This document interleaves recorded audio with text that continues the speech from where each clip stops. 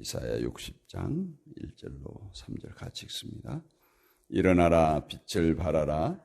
이는 내 빛이 이르렀고 여호와의 영광이 내 위에 임하였음이니라. 보라, 어둠이 땅을 덮을 것이며 캄캄함이 만인을 가리리니 오직 여호와께서 내 위에 임하실 것이며 그의 영광이 내 위에 나타나리니 나라들은 내 빛으로 왕들은 비치는 그의 광명으로 나아오리라. 아멘.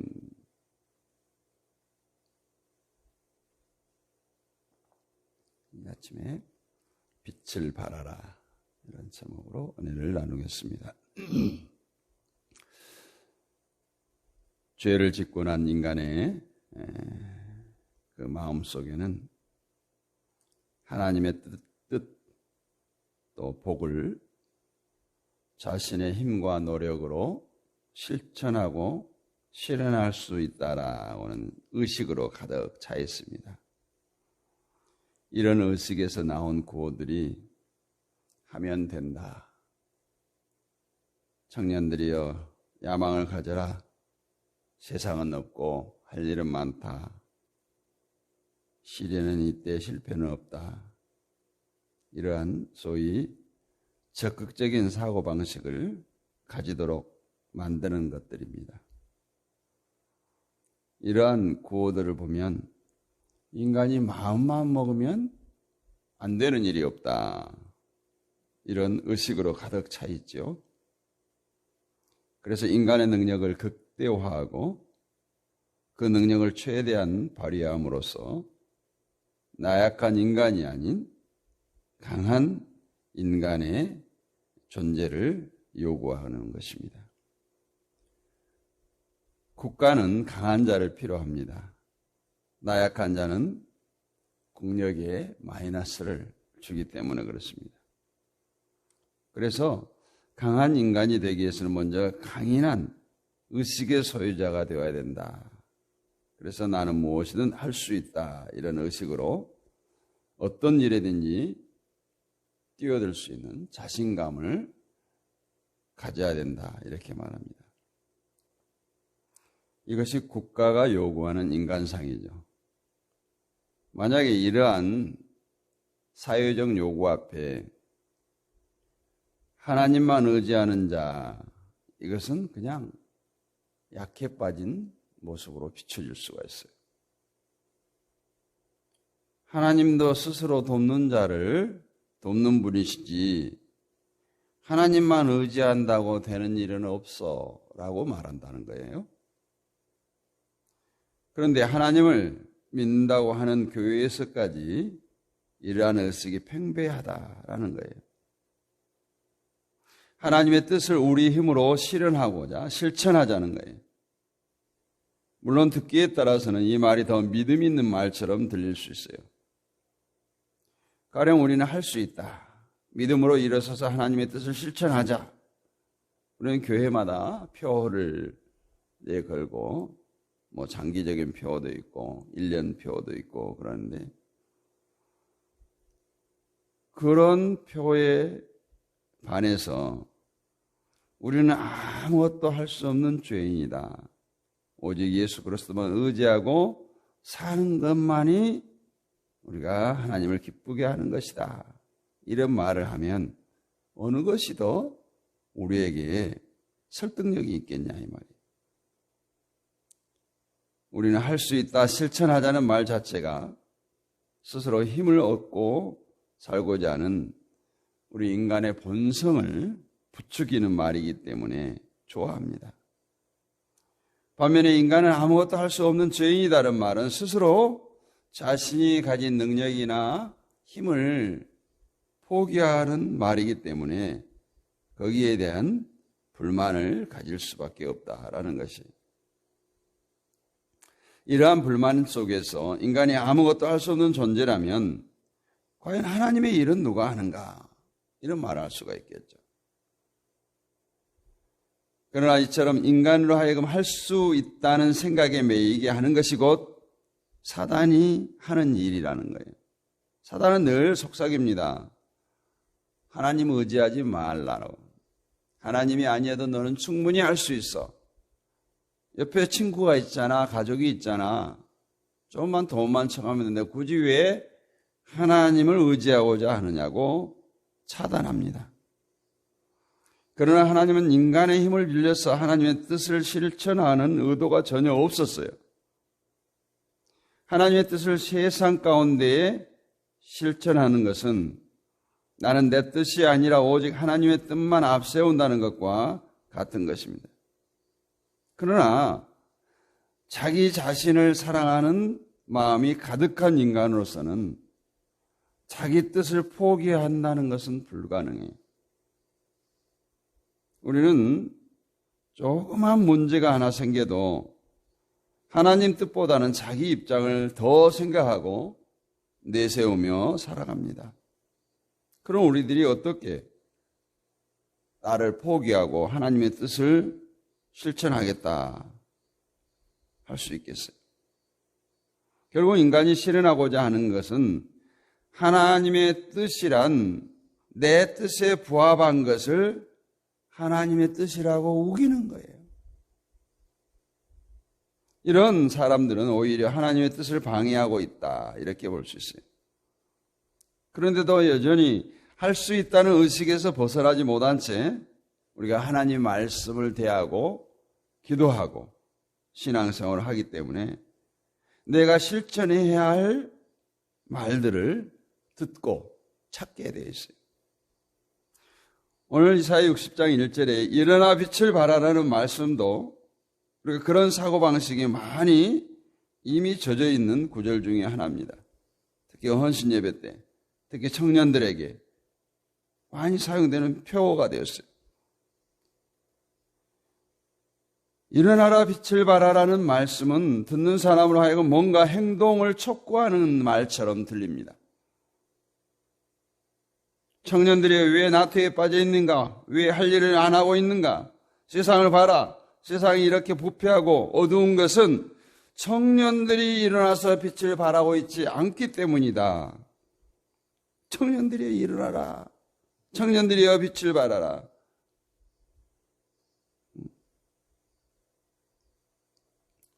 이런 말을 우리는 수없이 들어왔어요. 그래, 이제부터 내가 빛을 발하는 생활을 해야지. 결단하고 헌신을 다짐하고 할 거예요. 그러나 그 모든 것은 행사로 그쳐버리고 다시 옛날로 돌아가기를 반복하는 것이 그러한 헌신 예배 같은 이 본문을 잘못 이해하는 말씀입니다. 본문에 일어나라 빛을 발하라고 하는 말씀은 결코 우리의 게으름과 나태함에서 빠져나와 세상에 빛을 발하는 실천할 것을 촉구하는 말씀이 아니라는 거예요. 본문을 그런 식으로 이해하기에는 너무나 많은 문제점들이 있다라는 거예요. 먼저 인간은 하나님께서 일어나라 명령한다고 해서 스스로 일어날 그런 능력을 가지고 있지 못해요. 성경은 분명히 인간에 대해서 죽었다 판단했어요. 하나님께서 아담에게 선악을 알게 하는 나무의 실과를 먹으면 죽는다고 했어요. 이 말씀은 선악과를 먹은 후에 인간의 상태가 어떻다는 것을 증명하고 있어요. 그것은 죽음이라는 거예요. 이 죽음은 육신의 죽음을 의미하지 않습니다. 육신의 죽음은 하나님이 인간을 징벌하실 때 흙에서 왔으니 흙으로 돌아가라 이런 말씀으로 시작해요. 때문에 선악과를 먹으면 죽는다는 것은 육신의 죽음이 아니라 하나님과의 관계 속에서의 죽음을 의미한 거예요. 즉 하나님과 단절, 이것을 의미합니다. 인간은 하나님의 형상으로 창조되었는데 하나님의 형상으로 창조된 인간은 하나님에 대한 감각을 가지고 살아가요. 내가 아닌 하나님을 생각하고 하나님의 은혜를 앞세우면서 세상을 다스립니다. 한마디로 하나님 중심으로 살 수밖에 없는 인간이라는 뜻이지. 그러나 선악과를 먹은 인간은 하나님 중심에서 자기 중심으로 변질됐어요. 하나님의 형상이 파괴되었다는 거예요. 그래서 인간은 하나님 중심으로 살아갈 수가 없고 하나님의 은혜를 스스로 생각하지 못한다는 거예요. 하나님에 대한 하나님의 형상이 파괴되었기 때문에. 이것은 곧 하나님과의 단절이고 이 단절은 곧 하나님의 생명으로부터의 단절을 의미한 것이기 때문에 성경은 이것을 가리켜 죽음이다 라고 말하는 거예요. 죽어있는 인간, 이것을 다른 말로 바꾸면 자기밖에 모르는 인간, 이거예요. 이것이 스스로 자기를 벗어버리고 하나님만 바라볼 수 없는, 인간은 하나님의 뜻을 스스로 실천할 수 없는 그런 사람이 된 거죠. 그 이유는 앞서 말씀드린 대로 하나님에 대한 감격, 하나님에 대한 감각, 하나님에 대한 형상이 죽어있기 때문에. 그렇다면 이미 죽어있는 그 인간을 향해서 일어나라 빛을 발하라 하면 되겠냐는 거예요. 또 빛을 발하라고 하는데 빛을 발하기 위해서는 내가 곧 빛이 되어야 돼요. 발광체가 되어야 되는 거죠. 그래서 우리가 빛으로 살아라 하지만 교회에서 말하는 빛의 수준은 어떤 것들입니까? 단지 이웃을 돕고 착한 일을 하고 그냥 도덕적 수준이에요. 그러한 수준의 빛은 교회가 아닌 세상도 얼마든지 할 수 있어요. 오히려 세상은 더 잘할 수도 있어요. 뭐 NGO 단체라든가 그런 단체가 더 잘할 수도 있어요. 그 정도 수준의 빛으로 세상이 변화된다면 이 세상은 이미 예전에 변화되었어야 되겠죠. 따라서 본문 말씀을 우리에게 세상의 빛이 되어서 살아갈 것을 촉구하는 말씀으로 이해하는 것은 무리가 있다라는 것이에요. 그러면 오늘 본문의 의미가 무엇인가? 본문을 이해하기 위해서는 우리가 이사야 59장의 말씀들이 어떤 말씀이었는가를 이해해야 돼요. 59장에는 말하기를 하나님과 우리와 사이가 가려져 있는 것은 죄 때문이다 라고 2절에서 말하고 있고 또 이 세상은 온통 죄로 가득 찬 어두움의 세상이다. 9절 10절에서 또 그러한 세상 가운데 구속자가 오시는데 구속자의 할 일은 행위대로 갚으시고 대적에게 분노하시고 원수에게 보응하시는 것이라고 18절에서 말합니다. 그러나 그러한 속에서도 구속자가 임하는 자가 있는데 그들은 시온이고 야곱의 죄과에서 떠난 자라고 이사야 59장 20절은 말씀하고 있어요. 즉 자기의 죄를 알고 회개하고 죄를 미워하는 삶을 살아가는 자에게 구속자가 임한다 이렇게 말씀하고 있는 거죠. 그러나 그것들은 내가 그렇게 되고 싶다고 되어지는 것이 아닙니다. 이미 우리는 하나님에 대한 감각이 죽어 있기 때문에 이 일을 이루시기 위해서는 반드시 예수님이 오셔야 했던 거예요. 예수라는 그 이름 속에는 자기 백성을 죄에서 구원하실 자라는 뜻이 있어요. 자기 백성을 죄 가운데서 떠나게 하기 위해서 예수님이 오셨다는 거죠. 그리고 그 일을 위해서 예수님이 하신 일은 세상의 죄를 낱낱이 드러내는 거예요. 예수님에 의해서 드러난 죄가 뭡니까? 이사야 59장에 나온 대로 손에 피를 묻히고 공의가 없고 진리가 없고 허망한 것들을 의뢰하고 거짓을 말하고 악독을 바라고 죄악을 생산하는 것들. 예수님은 자기 뜻이 아닌 하나님의 뜻에 철저히 복종하고 강자가 아닌 약자의 편에 서고 죄인들을 가까이 하심으로써 세상의 죄가 무엇인가를 드러내셨어요. 이것이 곧 빛으로 오신 예수님의 일이었던 거죠. 요한복음 1장 4, 5절에 보면 그 안에 생명이 있었으니 이 생명은 사람들의 빛이라 빛이 어두움에 빛이 돼 어두움이 깨닫지 못하더라 이렇게 말씀하고 있죠. 빛이 어두움의 세상에 온 것은 세상을 빛으로 가득 찬 아름다운 땅으로 만들기 위해서가 아니라 어두움을 드러내기 위해서다는 거예요. 그래서 사람들은 착각하기를 빛이신 예수님이 오심은 빛으로 아름다운 세상을 만들기 위해서라고 생각합니다. 예수님은 어두움을 드러내기 위해서 빛으로 오셨어요. 때문에 오늘 이사야 60장 1절에서 일어나 빛을 발하라 이는 내 빛이 이르렀고 여호와의 영광이 내 위에 임하였음이라고 말씀하는 것도 장차 예수님께서 빛으로 오셔서 세상의 어둠을 드러내시고 여호와의 영광을 높이실 것을 미리 이사야 선지자를 통해서 예언하고 있는 말씀으로 우리가 받아야 합니다. 2절 말씀에도 보면 보라 어두움이 땅을 덮을 것이며 캄캄함이 만민을 가리려니와 오직 여호와께서 내 위에 임하실 것이며 그 영광이 내 위에 나타나리니 라고 말해요. 어둡고 캄캄한 세상에 빛이 옴으로써 여호와의 영광이 드러난다라는 거예요. 그런데 빛이 온다고 해서 어둠이 자신의 어둠의 모습을 깨닫게 되는 것이 아니에요.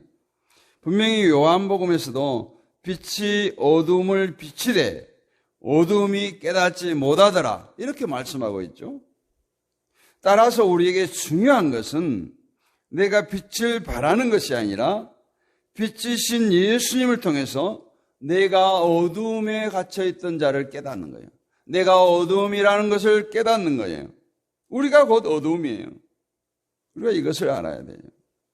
내가 곧 어둠이라는 자신의 실체를 아는 것이 진정한 크리스천이고 예수님을 만난 자입니다. 우리가 신앙생활을 하는 사람들은 누구나 할 것 없이 예수님을 만나고 싶어 하지 않습니까? 그러나 그들이 체험하고 싶어 하는 것은 예수님과의 만남을 신비한 현상을 기대하는 욕구를 가지고 그렇게 얘기해요. 예수님은 하늘에 계시는 하나님이시기 때문에 그런 분을 만난다는 것도 역시 신비한 기적 같은 체험을 통해서 만나질 것이라고 상상해요. 결국 예수님과의 만남을 통해서 자신이 하나님을 아는 자로 살아가기를 원하기보다는 이런 신비한 이적을 체험하고 싶어하는 탐욕으로 말할 수밖에 없어요. 이런 탐욕으로 살기 때문에 꿈속에서 예수님을 만났다.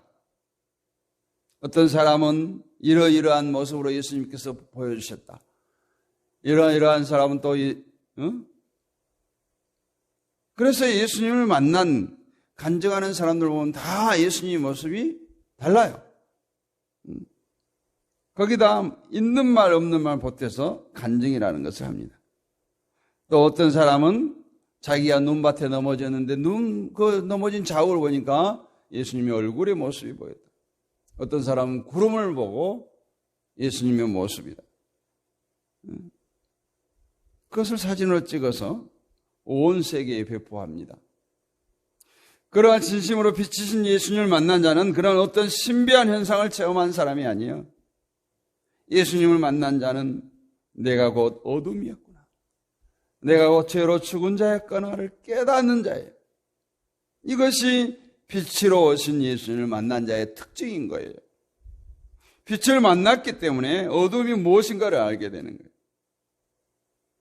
그런데 오늘날 빛이신 예수님을 믿는다고 교회들이 빛에 대해서 무지합니다. 그저 좋은 일을 하는 것을 빛으로 여겨요. 그러나 빛은 세상의 어둠이라는 것을 드러내고 그 어둠의 세상을 심판하시고야 말겠다는 것을 보여줘요. 이 빛을 모르기 때문에 우리가 교회 안에서도 어둠에 지나지 않는 것을 가지고 다투는 거예요. 싸우는 거예요.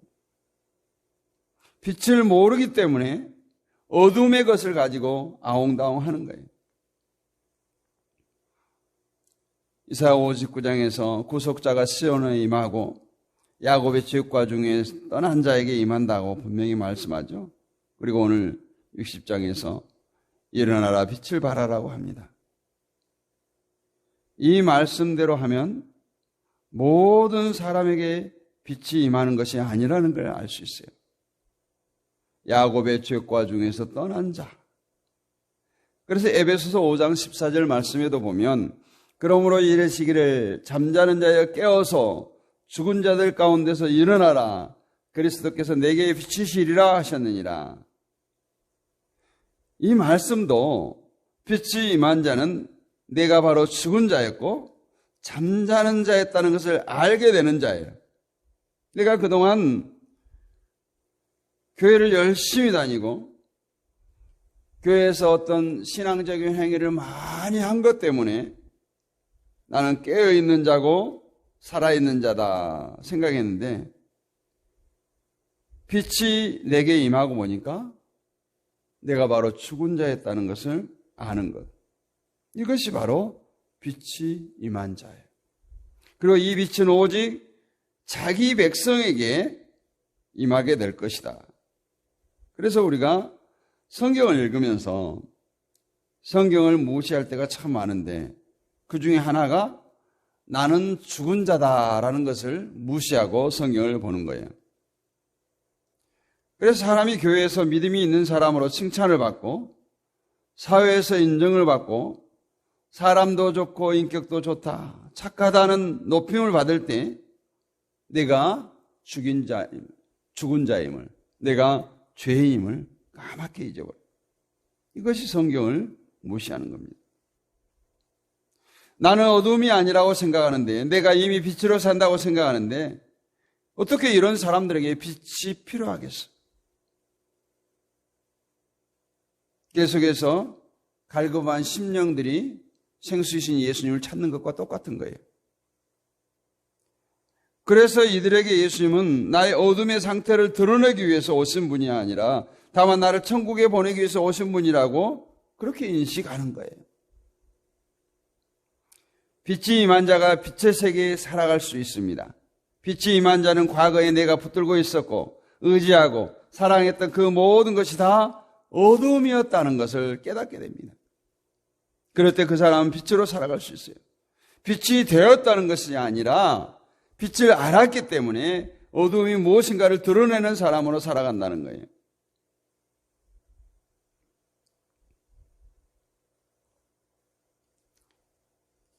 그래서 19절, 20절 말씀을 보면 다시는 낮에 해가 내 빛이 되지 아니하며 달도 내게 빛을 비추지 않을 것이요 오직 여호와가 내게 영원한 빛이 되며 내 하나님이 내 영광이 되리니 다시는 내 해가 지지 아니하며 내 달이 물러가지 아니할 것은 여호와가 내 영원한 빛이 되고 내 슬픔의 날이 끝날 것입니다. 빛을 아는 자로서 오직 하나님만이 나의 빛이 되셔서 내가 만들어낸 영광이 아닌 하나님이 나의 영광이 되어서 사는 것을 말하고 있어요. 그런데 어둠의 세상에 이러한 사람이 적습니다. 찾아보기 힘들어요. 모두가 어둠을 붙들고 어둠 속에 살면서 빛으로 여기지 않습니다. 이 속에서 빛이 임한 자는 내가 죽은 자임을 알고 예수 그리스도로 깨어난 것을 감사하고 살아가는 거예요. 우리가 가진 세상의 모든 것은 어둠입니다. 우리를 빛의 세계로 인도하실 분은 오직 빛으로 오신 예수님 뿐이에요. 그런데 여러분, 무엇을 빛으로 삼고 우리가 어떻게 일어나서 빛을 비추고 살아간단 말입니까? 빛을 아는 자로 살면 그것이 복이에요. 그 외의 것은 모두가 어둠이기 때문에 빛을 아는 성도는 어둠의 세상을 부러워하잖아요. 여기 어둠의 세상은 깜깜하다는 세상이 아니라 죄악으로 관영한 세상, 정말 하나님 없이도 잘 돌아가는 떵떵거리고 사는 그러한 세상을 부러워하지 않습니다. 예수님을 빛으로 알고 그 빛에 가까이 하고자 하는 삶을 살 뿐이에요. 오늘 3절에서 나라들은 내 빛으로 왕들은 비치는 내 광명으로 나오리라. 이 말씀처럼 내가 어둠임을 아는 자는 빛이 임함으로 인해서 그 빛을 찾아 나오게 된다. 빛을 가까이 하고 빛으로 살아간다는 거예요. 그래서 흔히 이렇게 말합니다. 우리는 발광체가 아니라 반사체다. 그 빛으로 오신 예수님의 빛을 받아서 사는 거예요. 그래서 세상 가운데 우리들의 삶의 모습이 예수님처럼 살 때 빛을 발하는 거예요. 우리가 어떻게 막 선한 일을 하고 교회의 부흥을 꿈꾸고 엄청난 신앙 훈련을 하고 으쌰으쌰하고 이거 아니에요. 정말 나의 죄인됨을 내가 어둠 속에 있었을 때는 깨닫지 못했는데 빛으로 오신 예수님께서 내 안에 들어오니까 내가 죽은 자요 내가 어둠에 속한 자였다는 깨닫는 그런 자들이 빛 가운데로 나온다. 열방이 모든 나라들이 오늘 말씀을 붙들고 정말 빛으로 오신 그 주님을 날마다 사모하며 우리의 삶 속에서 정말 우리는 발광체는 아니지만 예수님의 빛을 받아서 또 반사시키는 예수님의 향기가 드러나는 그러한 삶을 사는 저와 여러분이 되시기를 주님의 이름으로 축복합니다.